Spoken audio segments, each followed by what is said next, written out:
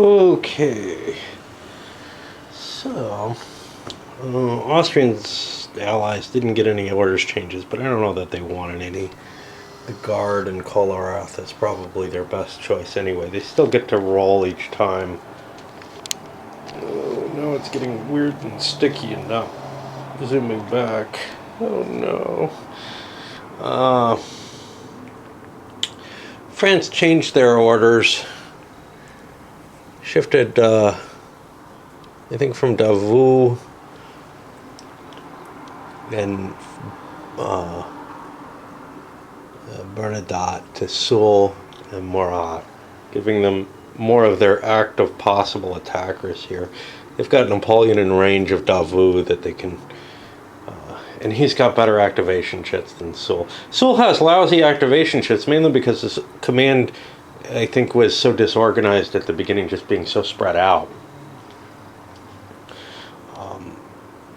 It might not recover, I guess.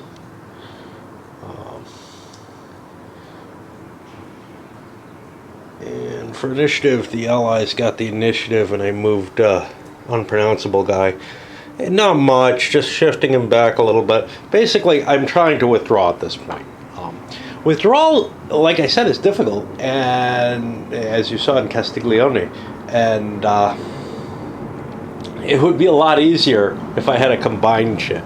And again, I forgot to think about whether or not the French really wanted to use, say, their combined action chit. They might have wanted to throw the Guard in with something, but the Guard's not really healthy right now. Murat can't really help anyone, and nothing else is really in a position where coordinated action makes sense. So I think I'm okay this time, and we'll start picking more chits. Alrighty, and then a couple more actions. Kolarath, who was the next person I thought I might want to give the initiative to on the Allies, took his action, mainly a rallying action, repositioning along here. Did try to launch an attack here, but no go. And there goes that thing stuck again. Oh boy. Lan is pretty much butchering Bagratian's infantry. I forgot to route some units. I got some more. These guys have to route too. I forgot to do the route movement last turn. I think across the board. Anyway, some of his units routed off the board, but I'm seeing I have other units that had to route as well that I didn't take care of. I missed this one and took care of it. I was sleepy, I guess. Well, Kolarath went next. Did some recovery, some artillery fire. Nothing too exciting there, but it did bring to mind a point that I wanted to highlight, which is I may have screwed up with Bernadotte being wrecked. In particular, trying to think how much might have been routed, because the problem is that I found, hey, he's got a couple of cav units that are here. Now, I think the rules don't nail everything down, so this is not covered in them. Especially in scenario rules, it's not going to be covered. But I think that the first corps cav should be counted in with the rest of the first corps, even though it's part of this sort of massive cav formation that's assembled for this scenario. But here's the weird thing: is that cav kind of, I don't know. I think that's actually the case. So I'm going to disorder these and say that they're part of the breaking of the first corps. Because the only special rule in play here is that Murat can command all the cav. He can command any cav unit on the French side.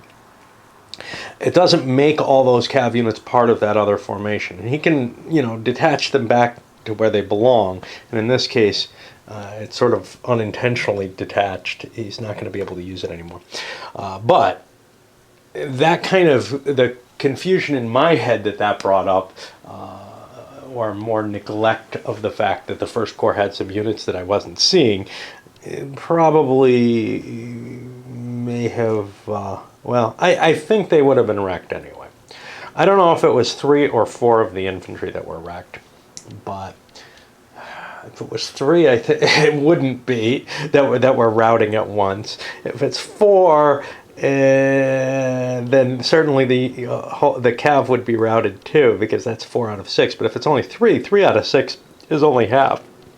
So we wouldn't have seen that. And the French are doing well enough, I guess, that we can afford to give them a wrecked corps, but they may not have been supposed to have had that. Okay, a couple of no biggies. Davout and Doctorow went.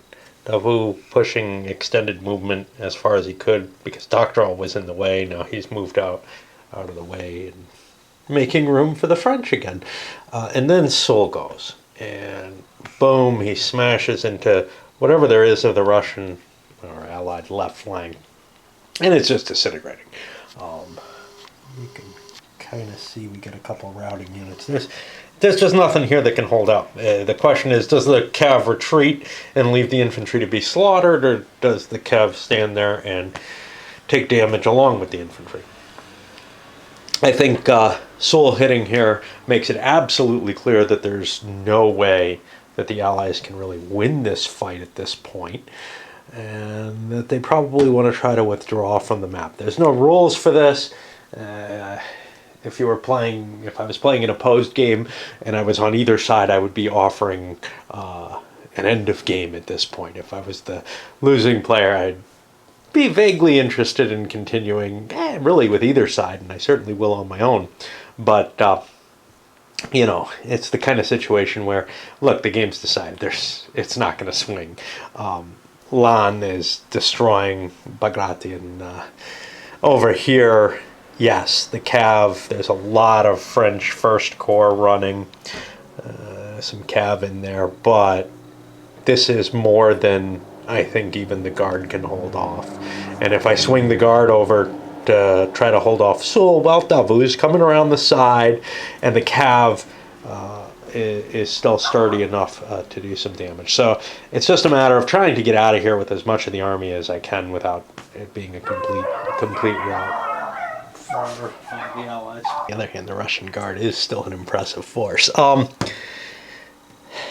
Couple of Russian withdrawals. Now this guy, he has nothing he can move on the board. He's got a routed unit, but Bagration is pulling off the board. I'm kind of just continuing the withdrawal. This is a little unreasonable because conceivably he could be chased down. But at some point or another, you have to realize the dictates of a board game, that you can't just kind of scroll into new terrain or whatever. And the Imperial Guard slammed into the weakened cav, and Bernadotte had some units with that were running at least at one point, and they're running harder now, some of them all the way away off the board. To reorg in kind of the center, Liechtenstein and Murat both trying to get their commands under some semblance of order. Murat got two activations, and I can see I forgot to roll some dice there. And then Lannes went and didn't really do much against Bagration, but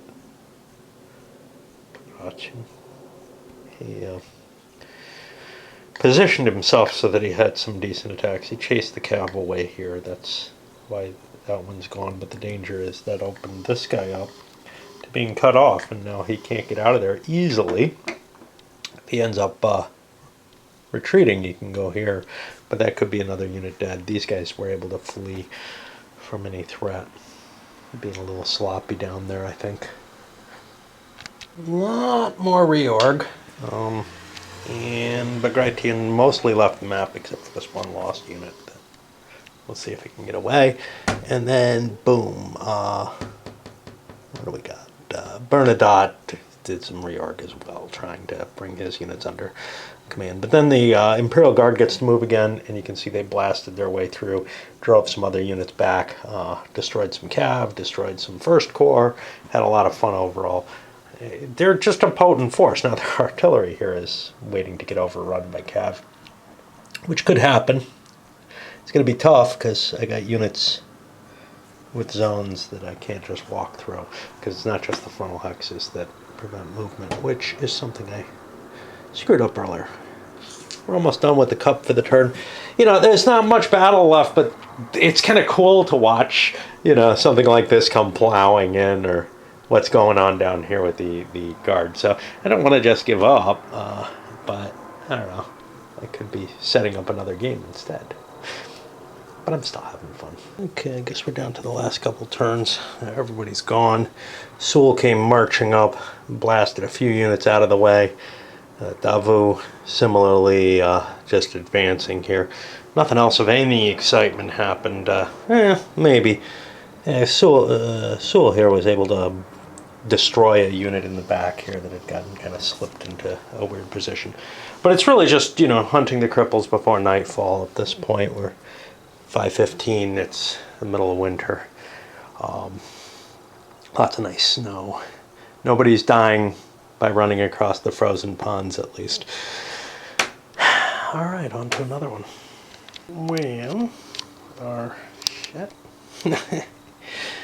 allies managed to get an opportunity to change who they have as leaders, as active units. They don't want to do it, so the opportunity's lost. French get the initiative. Thought about doing coordinated action again, but if I was going to do it, it would be Sewell and the Imperial Guard. The Imperial Guard is still disordered in their big infantry unit, at least one of their two.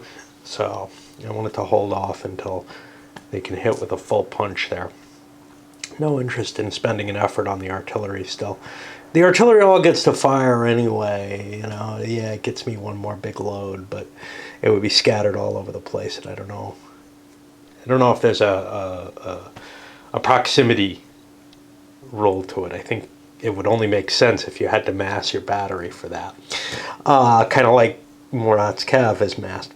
So anyway, I picked as my option because he was in a position to do some real damage, and he did it. Just plowed right in, and it's unstoppable. The guard could stop him, but then the guard would be exposed in the other direction. The other thing to worry about is Lan is going to, be coming up and cutting my way off the board. This could end up a worse loss than the historical Austerlitz if the allies can't, kind of get a cohesive formation here. The thing is, though, it's almost night. What that means is hard to tell. I think if there's any route out, they'll make it. But if they're surrounded, they're going to be really, really badly screwed. And as it is, we're looking at 3 of their corps destroyed. You can't really count this, but this is going to probably go under, too. Actually, it may already be under. It has like 4 units. I don't know where the 4th one is. There's 1. If the other one's routed, it's all over. It should have been out already. But that's just points. I mean, I'm looking at the army. Bagration is off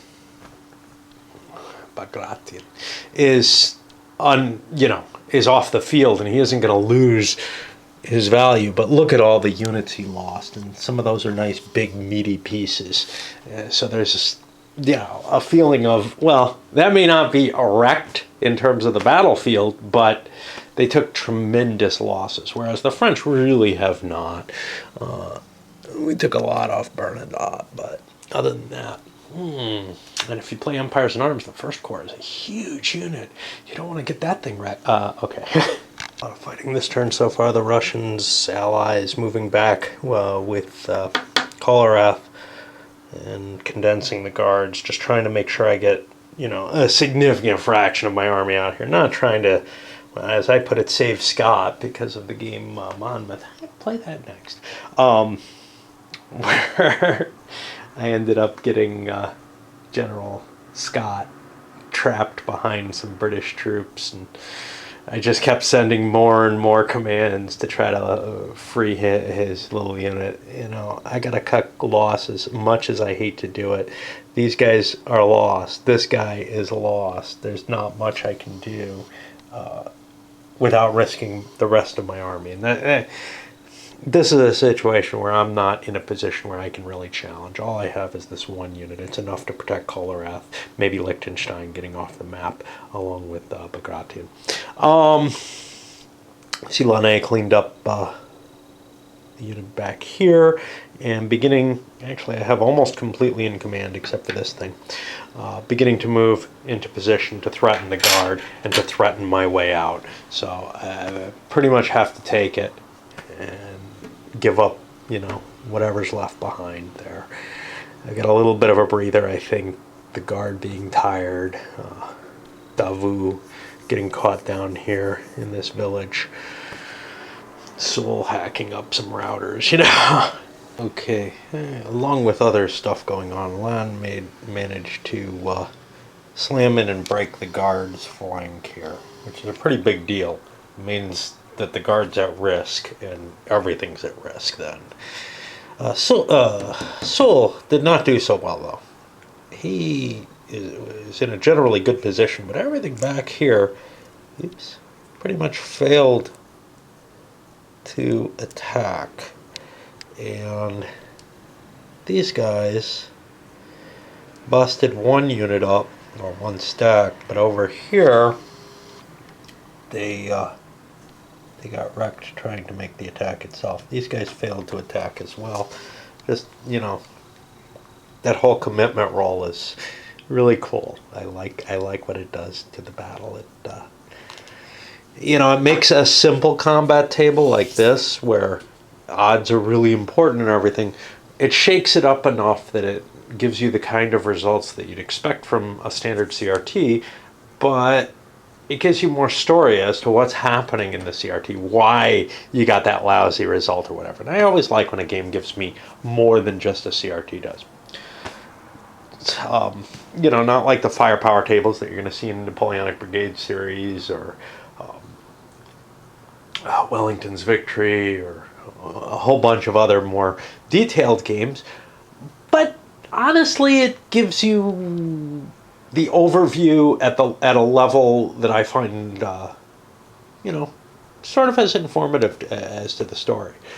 As we slide into the final turn here, for all my disparaging of artillery, when there's a couple of pieces, Kolerath had a couple up here, he managed to punch back the French Guard. Now I got a chance to recuperate when succeeded, but normally it's pretty useless against high morale units, but if you get a good roll, it's just an automatic disorder with a retreat, and you can just push a force back with a pile of artillery, and that bought a little bit of time. You can see the Russians are still trying to, and some Austrians are still trying to find a way out, or at least towards some sort of safety, before Lan and Soule cut them off, because they're pretty close to to being completely surrounded. If the night comes and they don't have an easy way out, that army basically is going to be gone, by my judgment. So what you're seeing right here, if players were playing a binary win-loss type of play, you'd never see this kind of withdrawal, because it would be like, oh, maybe if I get like a really incredible string of luck, I can win the game. But you're no longer playing a simulation if you start playing that way. If you don't take into account sort of what you're able to scrape out of the battle. Now, Austerlitz historically pretty much ended the 1805 war. However, if the Russian-Austrian army had been able to withdraw in good order, it would have been very little of importance. A French minor victory would mean little. A French, of course, morale would decrease if the army fell back too soon or whatever. But if it fought a good hard fight and managed to come out of it in fair shape, Austria and Russia would probably be in pretty good shape for the next, at least in theory, for the next battle. Of course, the French army there was a great deal more French army available. There were more Russians coming too, though.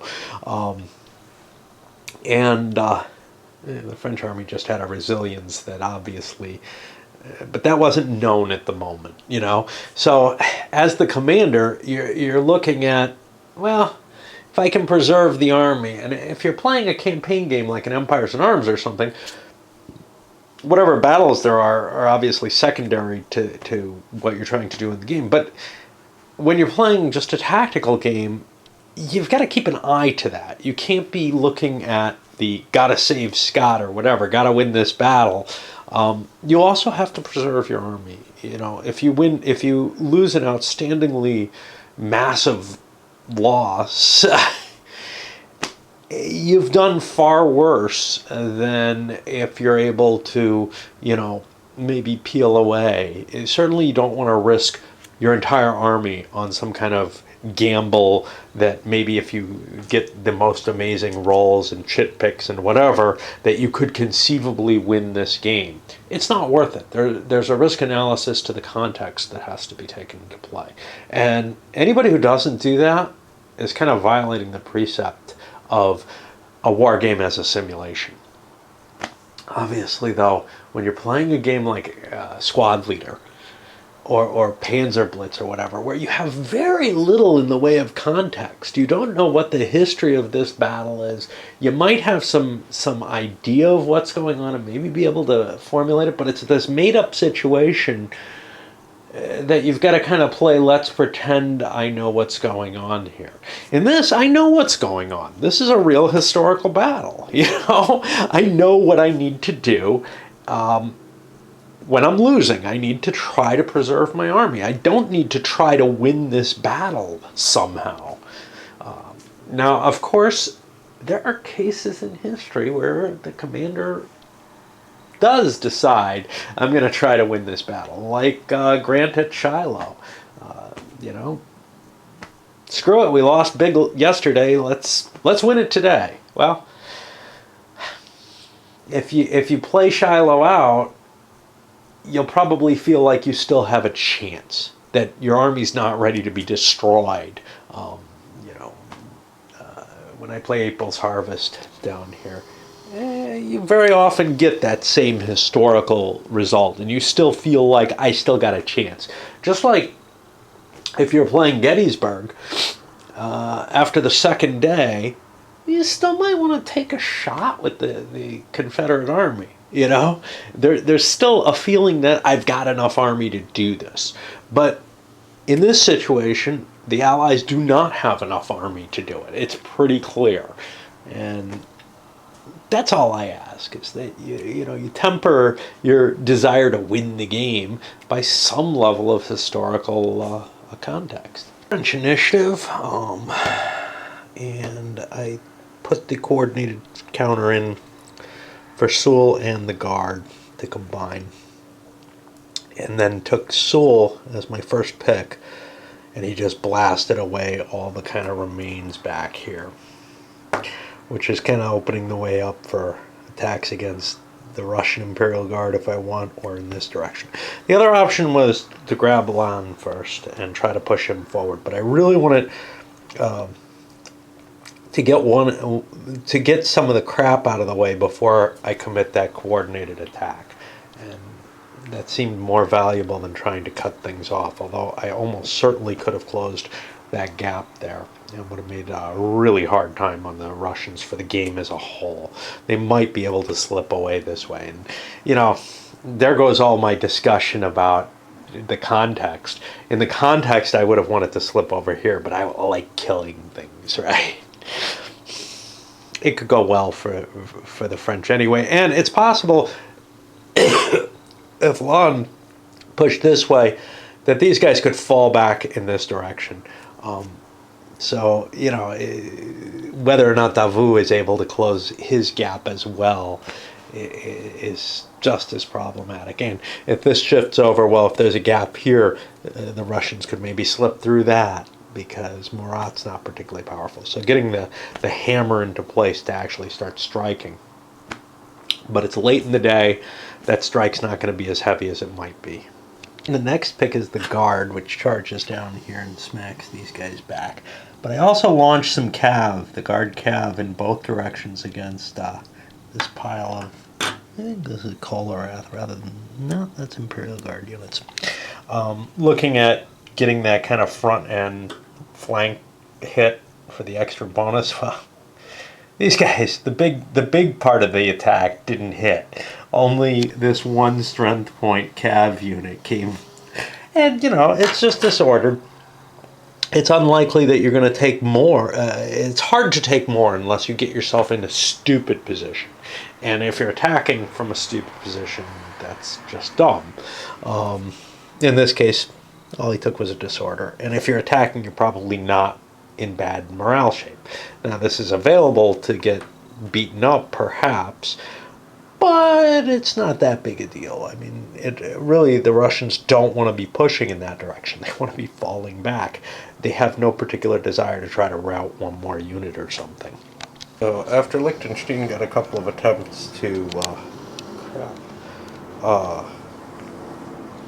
retreat, Lon afterwards got the activation, and things just got ugly real fast. Hitting the flank of the Imperial Guard over here, and let's see. Someday it's going to get stuck and I'm not going to be able to pull it back. He had to attack this routed unit, and he failed going that way, but the unit that was here he managed to hit twice. It's not destroyed, it's back here, but he just plowed his way through. Also scared off some of Liechtenstein's cav here, and it looks like it's pretty likely that the Guard is going to be destroyed. Everything's going to be destroyed. This may be a bigger battle than a bigger victory than the actual Austerlitz. The Guard tries to bust its way out of a hopeless situation, and they punch some of Sul out of the way. Cav goes pursuing but fails, hits. In both cases, the units are disrupted on the follow-through attack. Okay, a little bit of cleanup that I missed. The combined order, Sul and the Guard hit. The Guard just really throwing this unit in. And pretty much vaporized the rest of the Imperial Guard, the Russian Guard. I mean, there's units, but they're gone. I mean, they can't survive this. You can see there aren't that many lost. I don't think it's wrecked yet if it came to the end of the turn, but it's getting there. And you got routed units here. We've got another activation by Lon. We've got another activation by neither Guard nor the Sul. They both went. We got Davout able to come around here. I think the Allied army is just destroyed here. But we'll see. It's not like there's much more to go. Davout and then Lon end up completing the encirclement. It's pretty much, you know, if the battle ends like this at nightfall, we say the Russians have been destroyed. But Davout was able to make some successful attacks against, I don't remember if it's, I think Liechtenstein's, a Liechtenstein unit was destroyed. But Lon's attack was pretty much a complete waste. Nobody, except for this encirclement factor, but nobody managed to get a successful attack off, except here semi-successful in that the Guard Cav withdrew before combat. It's such a rare occurrence in the game to do a full-on Cav charge, at least for me to do it. I thought I'd point out, these guys went for one. These guys tried, but they couldn't. They're allowed to turn one per hex that they move. And disorder is a part of the 2.0 rules, so I conducted that. So, I mean, I got kind of a wash out of it. I hit the Guard units and ended up disordering them with a successful charge, but disordering myself because I charged. So I don't know how valuable that really was, except that I have such a preponderance of force around that I'm going to be able to crush them. I find the Cav charge particularly ineffective because usually what you're trying to do is inflict a morale level of damage on someone, and you do that automatically to yourself. In this case, I probably wouldn't have done it if I had noticed that rule was in effect here, because I had both these units. I was going to try to do 2 units against it, I'd get some odds, etc. But one of them not going in, I was kind of thankful that I did the charge because it gives me an extra, well, they're light calves, so it only gave me an extra +1. But I really didn't have a lot of bonuses hitting that unit. And then again, it would have been fine hitting it without that. And in fact, given the roll that I got, I think I got the 6 here. Maybe not. Who knows? That might have been the retreat check. I would have gotten the same result probably. So cav charge just seems so pointless that it's kind of disturbing because that was the effective use of cav. I'm not sure what is represented by a cav attack that's not a charge, though. It might be something we'd still consider a charge today. So, you know, just consider the special cav charge rules to be some kind of all-out charge that is more significant.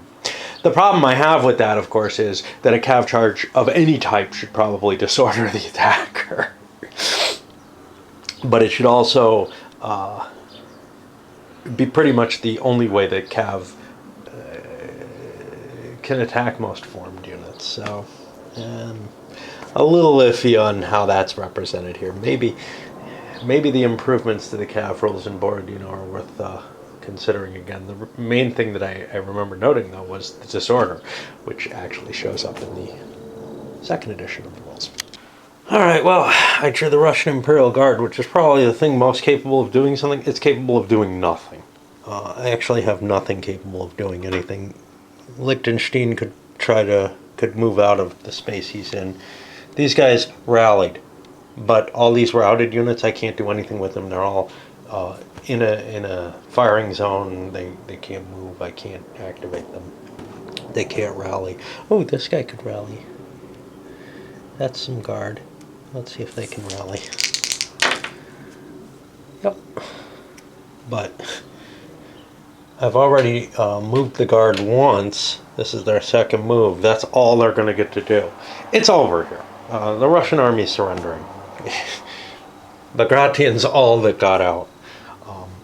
My computer's screwed, so I have no idea when this is going to load up. I may just... I don't see any reason to continue. I can't even retreat. Like when my routes come active, I'm not going to be able to get out of the area. The army surrenders. If I could get my computer up back online, it's probably a motherboard issue. I've been doing all kind of stuff with it, and it's just not.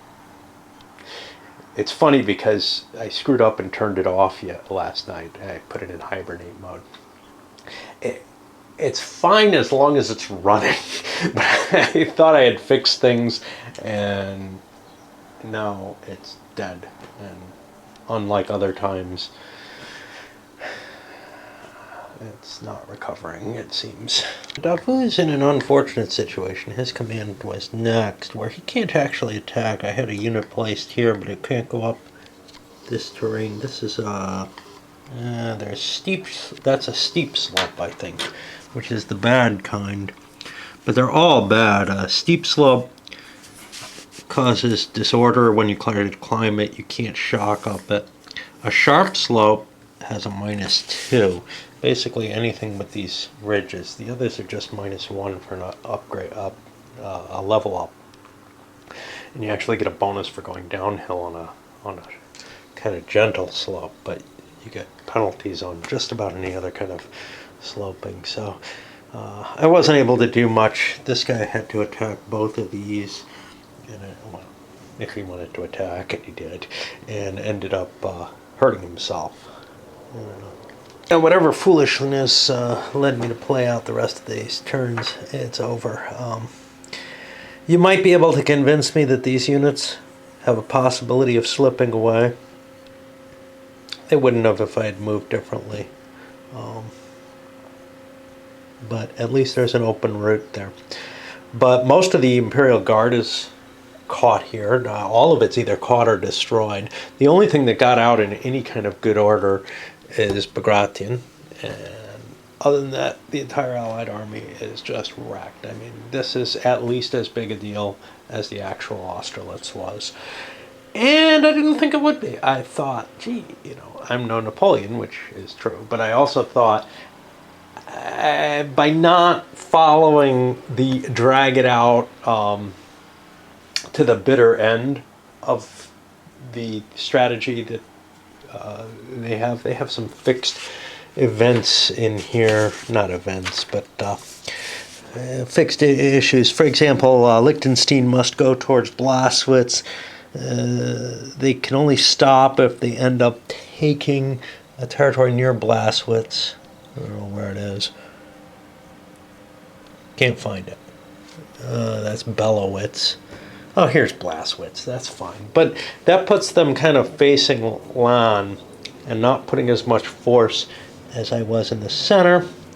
Kindmer and Doctorov towards Telnitz. Sort of did that. Kolarov towards Koblenz or the Gardens. I left him up here. I went with less of an aggressive